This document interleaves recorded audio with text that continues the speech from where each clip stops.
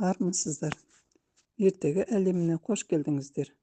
Бүгінгі ертегіміз Асан қайғы және Тоған Абат батыр.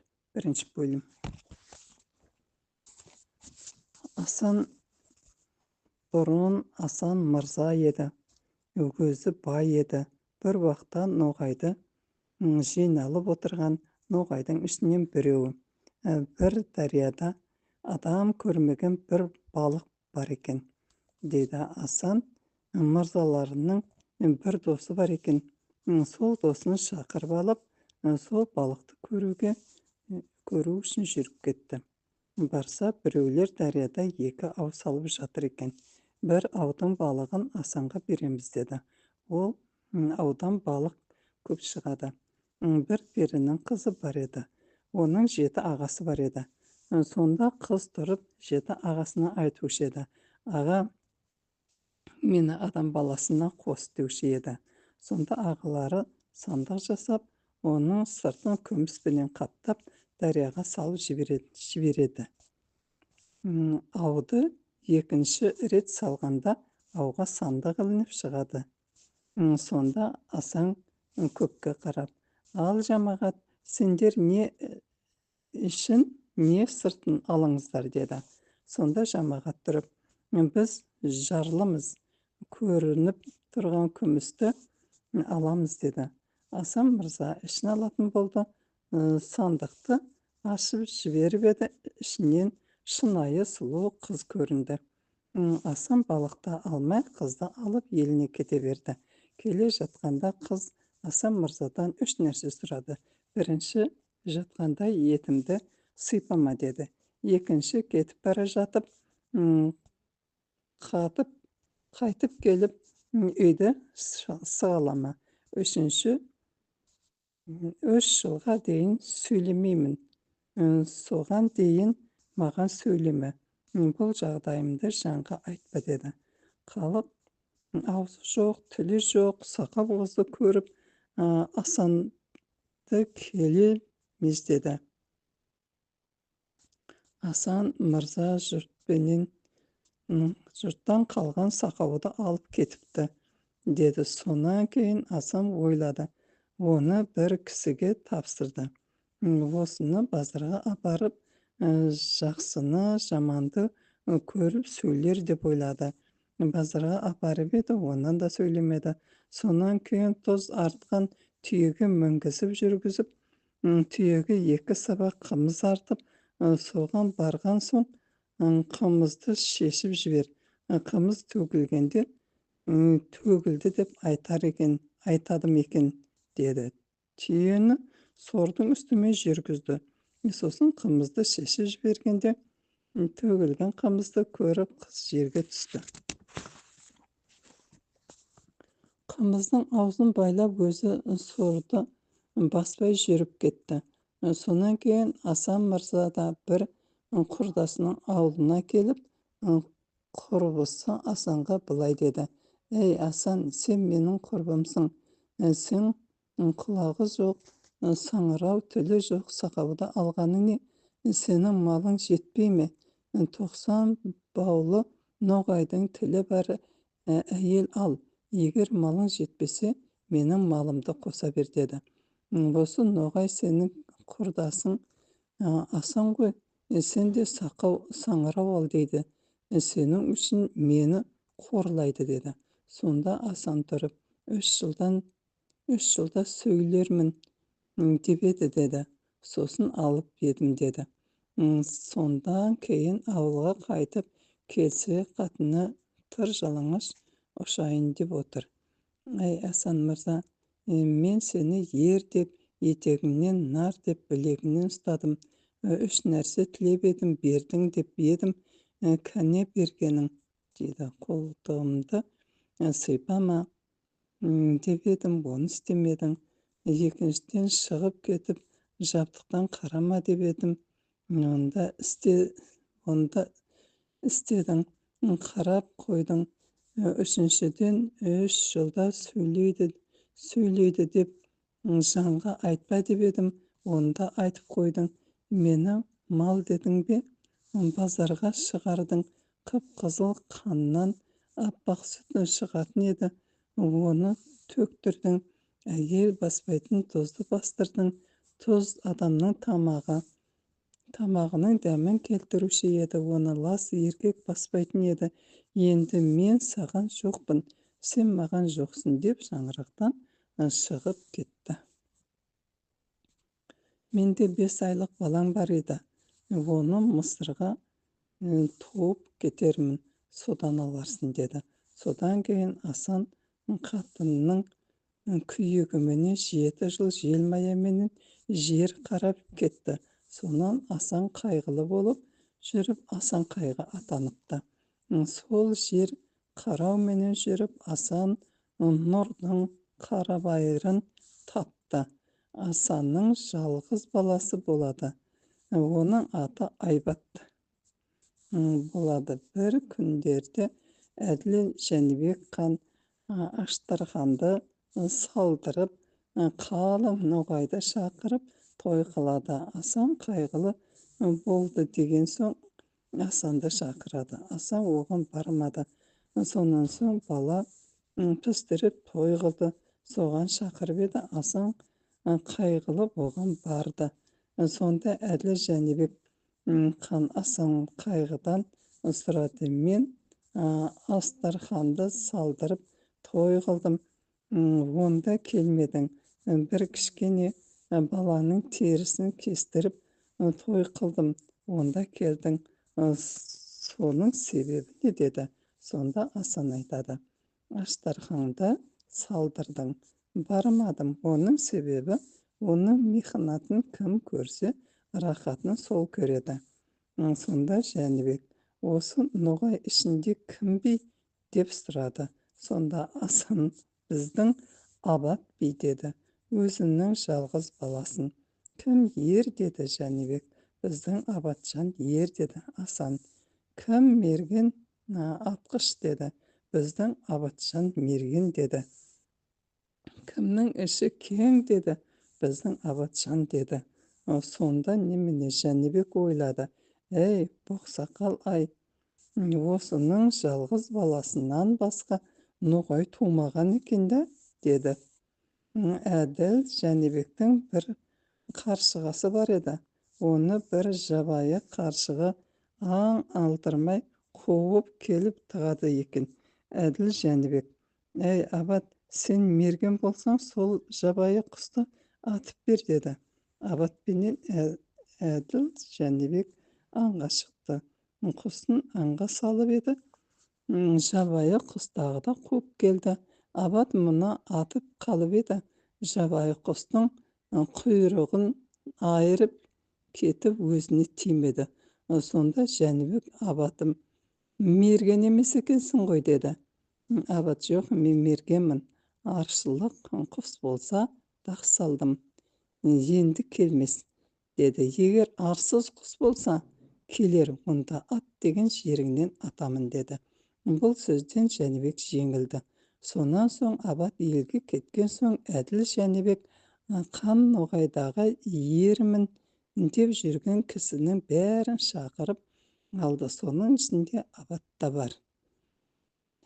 Ерлер тегіс жиналған кезде Жәнібек айтты: менің елімде шапқан ала алмай тұрған жауым бар, соны алып келіңіз деді. Сонда еш жан бас болып барамын деп айтпады. Сонан соң Абат тұрды да келіп сөйледі. Сөйлегенде би деді: әй қанымыз, қанымыз, халық билеген жанымыз, рұқсат болса сіздерден аларымыз қалмақ қаласын, көрерміз оның шамасын, қасыма менің беріңіз 40 мың байтақ ерлерін. Сонда Әділ Жәнібек: айт, кімді аласың деді. Бізге берсең жарайды, артық туған тоғанды, Айсаның ұлы Ахмет, батыр алау Еремет, қарға бойлы қаз туған аруақты ер еді. Бұлттай жерге өрлеген арынасын қолға алып, жарығын жауға сермеген атағаны абаттың өңсең асыл ереді Шынтасұлы, Төрехан Ағажонасұлы еркеңіз және берсең тарғынды бірінен бірі кем емес екпінді ерлер қарқынды ердің осы басы еді тұтасы менен қырықтың болады берсең деп еді абат мерген бас болып қасына бар қырық жігіт шығып елде жөнелді алыс емес арасы тек 2 айлық жол еді. Есен қазақ түлейді іші қалың ну еді, түбі тайыл су еді, қалмақтың жері бұл ел деп елден шыға 40 батыр сонда кетіп барады. Түлкі жүрмес түлейден түнде жүріп өтеді, қарсақ жүрмес қалыңнан қаққа жарып өтеді. Сайланған өңкей батырлар жеңсіз берген ол кейді қолында ұстап майзасын ат құйрығын шарт түйді, беренді белінен нақ байлап, бір мезгілде күн батты, күн артынан таң атты, жортып сонда желеді қақпай кірпігін біреуі түн ұйқысын 4 бөліп әлі жортып келеді. Қай жағынан жаудың түйеуді ерлер сонда қарады, аттанған қолды көргенде қашты қалмақ қалаға, сонда ерлеріне абат сөйледі. Әй ерлерім, артық туған белгілерім қалмақ алды, хабарды мықтап келді буалық, бірінші қолды бастаған Асанның ұлы ер абат, екінші қолды бастаған Айсаның ұлы Ахмет,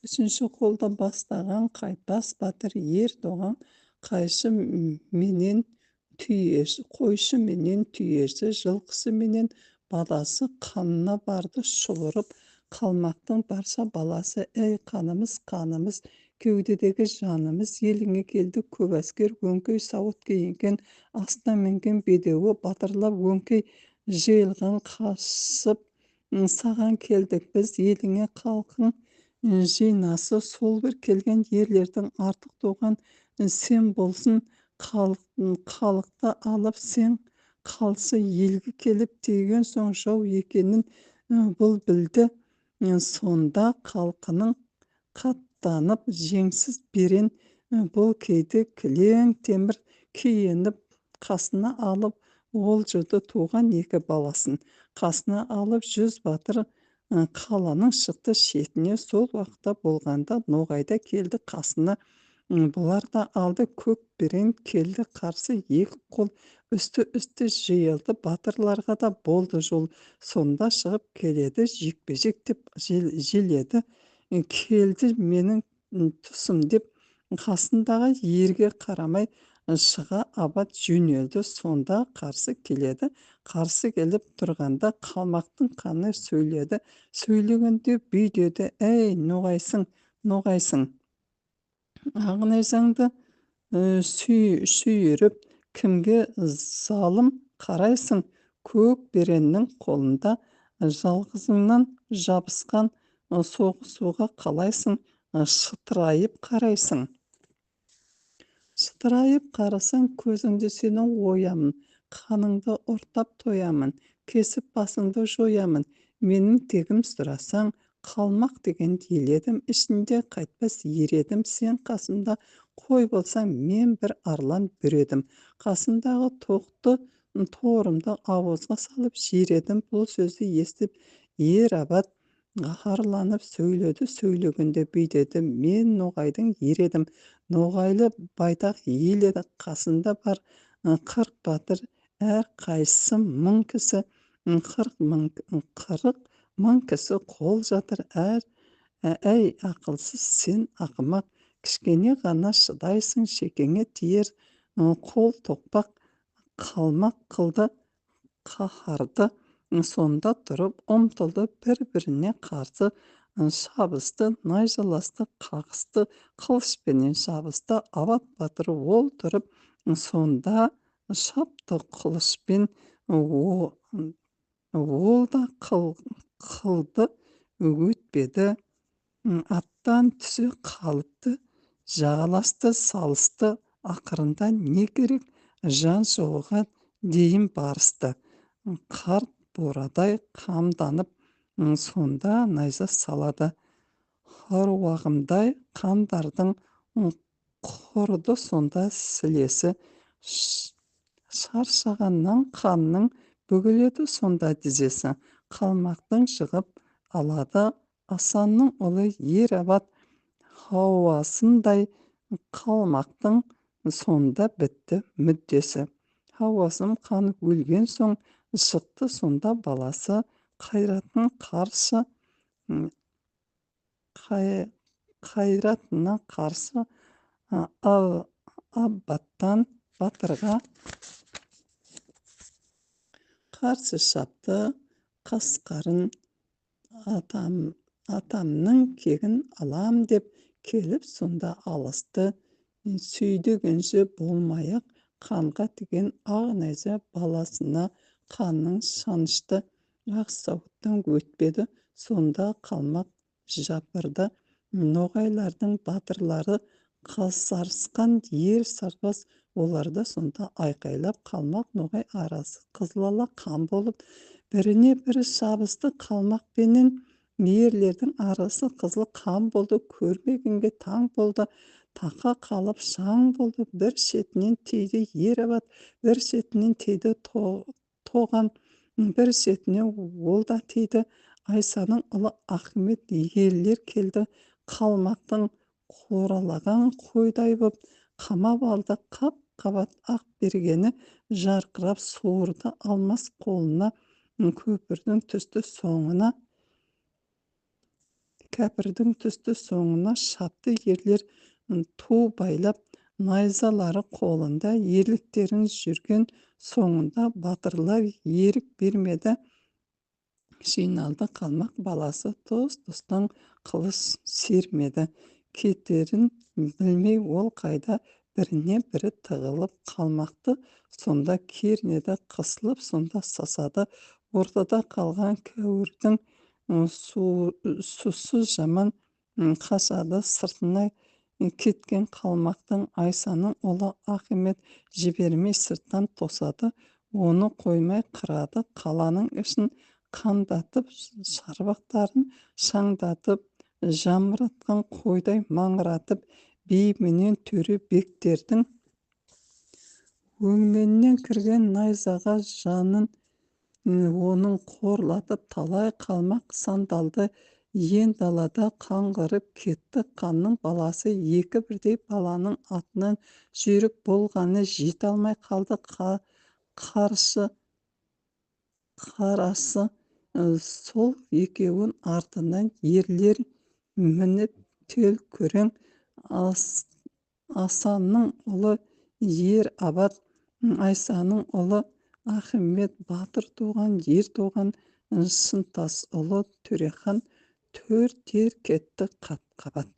Белес бел өтті. Арада неше тау өтті. Абаттың мінген күреңші аспанға қарғып ойнады. Қолға ұстаған ақ найза болады жанға ол пайда. Сонда бір таудан өтіпті.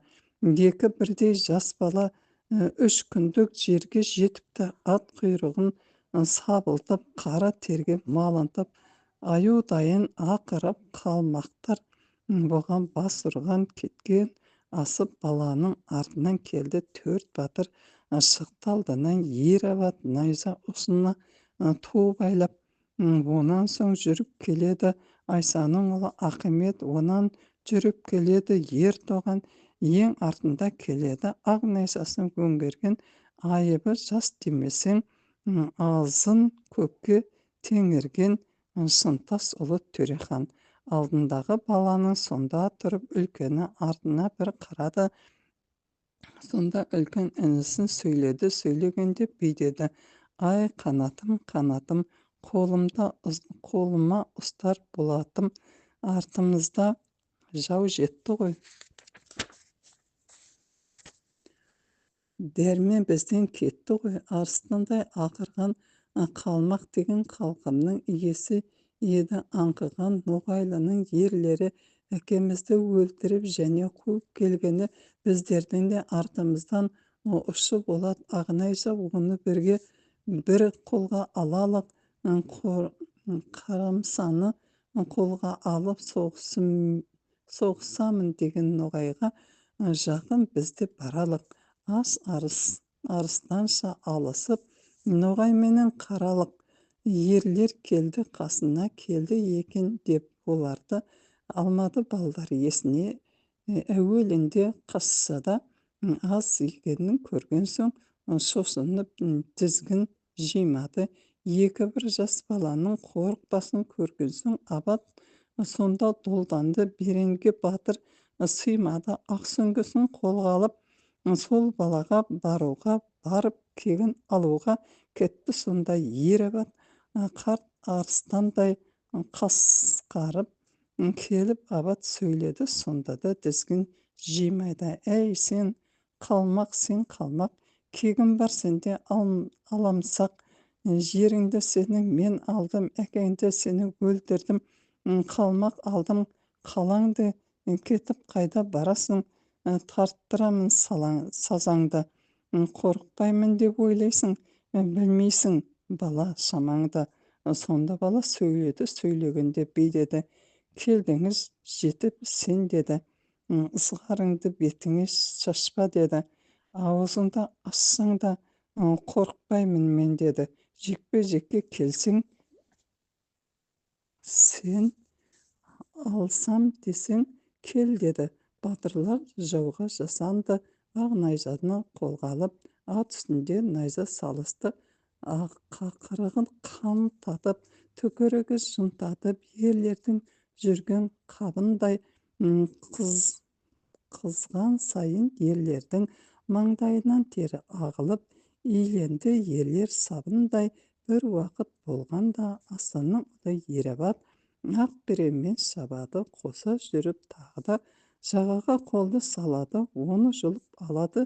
Шапқан оның қылышын тарылтты. Қалмақ тынысын. Ағасы оны өлген соң кішісі сонда шабады.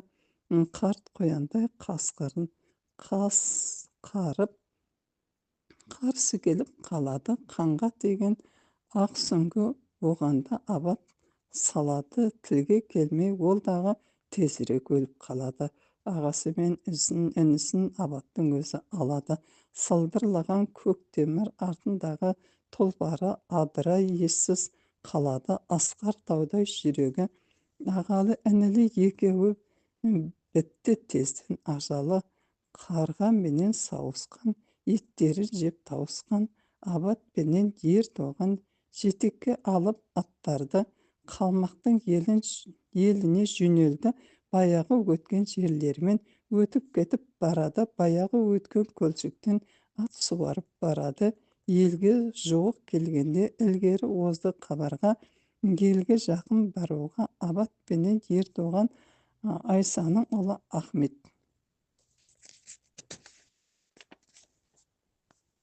Үшеуі кетті ілгері. Жәнібек әділ қамдарға келіп хабар береді.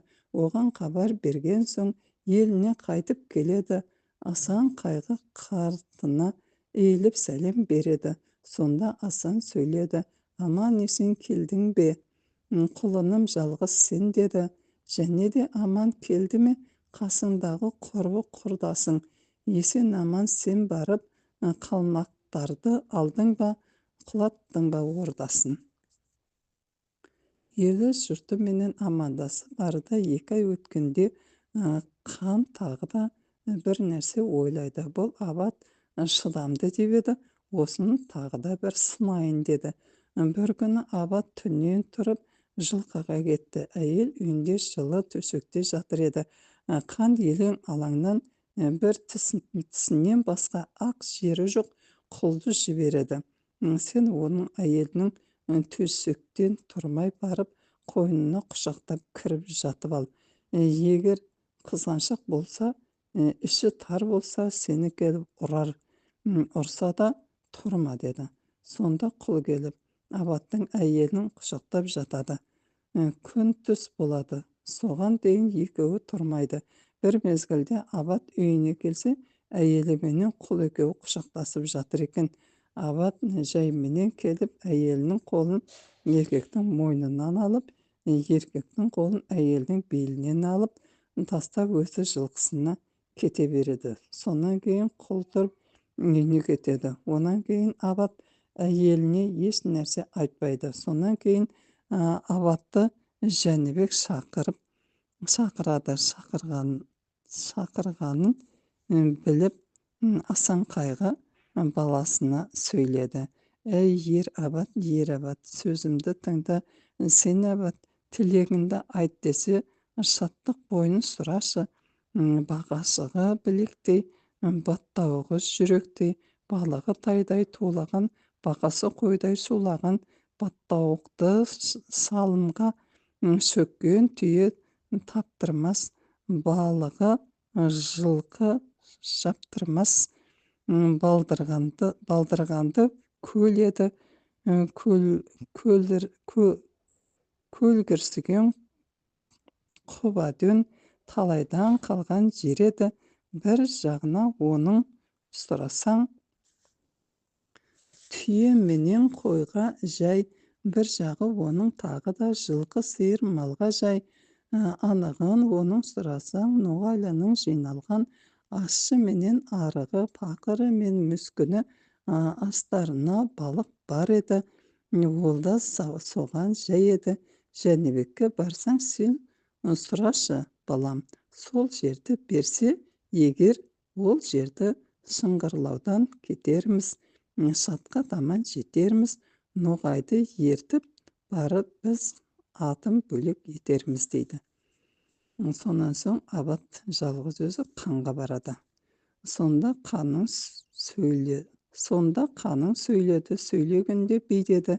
Әй ер Абат, әкең мерген деген соқ, оны да мен сынадым. Екінші рет келгенде ерлігіңді сынадым. Қалмақтың алдың қаласын, билігіңді сынадым. Жиылып тұрған ерлерге ашып жауға бастадың. Кеңдігіңді сынадым. Не тілесең деп беруге батыр саған бастадым. Сонда Абат сөйледі, сөйлегенде бүйдеді. Тілегімді тілесем, шаттық бойын беріңіз. Сонда қан сөйледі. Ай, ер Абат, үйіндегі боқсақал айтты саған, ол қалай? Тіле дедім, мен бердім, енді ала бер, мекенденіп бар да көр. Осыменен ертегінің бірінші бөлімі бітті.